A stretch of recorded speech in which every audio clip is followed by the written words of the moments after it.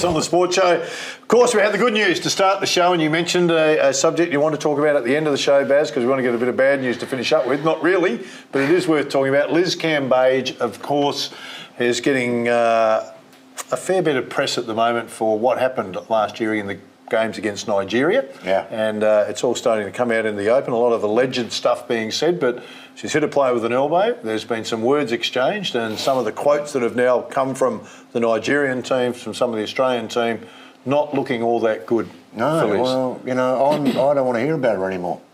I don't want any more press on Liz Cambage. I don't want nothing. Forget it. She's gone.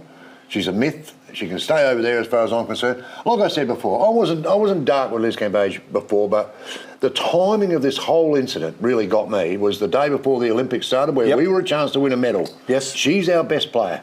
Yep. And she pulls out.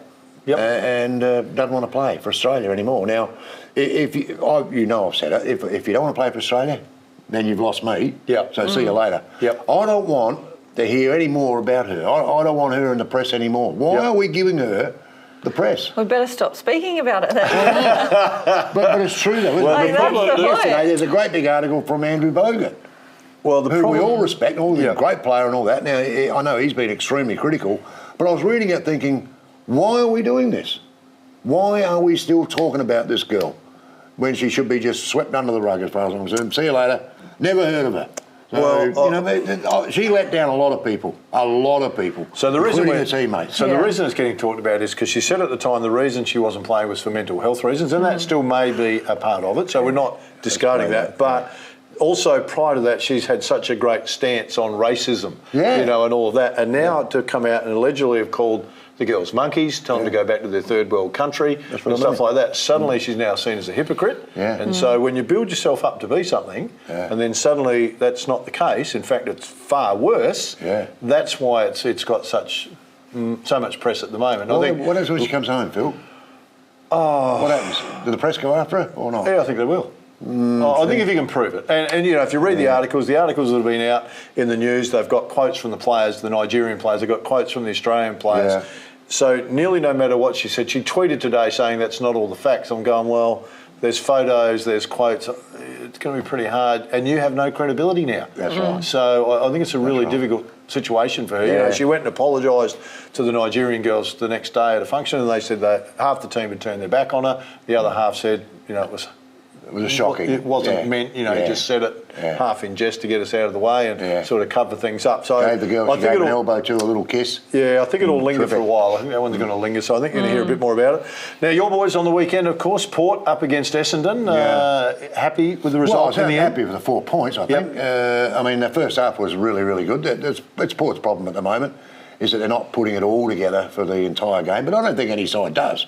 Every side has a little period where you don't want to be playing your best footy right now. You want to be playing your best footy in September, don't you? It's true. But when the rain comes, that just ruined the game. Essendon played well in those conditions. They really did. But then again, they're a Victorian side who's trained in a lot of that stuff anyway.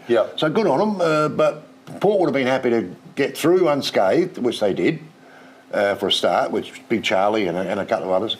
And get the 4 points because it keeps them in the hunt. And do you think the bye is probably much needed and they need that refresher? It's a reset for Ports because that 0-5 start really hurt them badly. It's hurt them badly. It's an uphill fight now to make the 8. It's an uphill battle. They're going to have to win probably 7 of 11, something like that, to get in. And not an easy thing to do in this competition.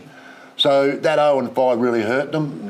The bye now gives them a chance to, because not a lot of credit's been given to them for fighting back from that 0-5 to be 5 and 6 at the break. I think they've done a pretty good job. I think the interesting thing that comes out of the Essendon game, mate, is that suddenly Hinkley can coach again and now Truck's no good. So last year Truck was doing a good job because Essendon were making some progress this year. They're losing, so suddenly Truck's no good and then Hinkley's okay. You can't win. Okay. Oh, you cannot. Although at half-time, let's say 20 minutes into that third quarter on the weekend when it was only 8 points a diff. I think Kenny would have been going, whoa. Here we go. He's done well. He's stayed focused. Adelaide, of course, went to Geelong, and it's a tough place to win, as we know. The week before Port went there. And Cattery. It is a tough environment. Now, are you comfortable, the two of you, the progress that you think Adelaide are making. Just recently, there's been a little bit of wobble, not from the administration of the Crow side, just publicly people going, I thought we'd be a little bit better. I thought we'd be a little bit better. Yeah, they've been in a lot of games, mate. I think they have been. I think they have been a little bit better, though. That's why I'm saying I think they have been a little bit better. Showing it, that, unfortunately, and it's a results industry, as we know. Yeah. But they were in that game on the weekend against the Cats down at the Cattery. They're only 8 points down.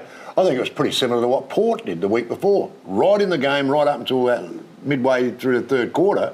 That's all over. Okay, quick one for both of you because we're getting the wind up from Millie, who's not only reading the news but also producing the show as well today. What a woman. G is a machine, I tell you right now. Just quickly, text Walker. Yeah. It's a yes or no answer. Would you sign him for 2 years, yes or no? No, one. You? No. No? No. One? I don't know. Nothing. Nothing for him. No opinion. Gee, you're going to wait No. till the end of the year. They're saying after the bye that there'll be an answer on that. His form's been pretty good. He certainly deserves another contract. The extension of it, we'll wait and see. Hope you've enjoyed the show, everybody. We'll look forward to your company next week. Bye for now.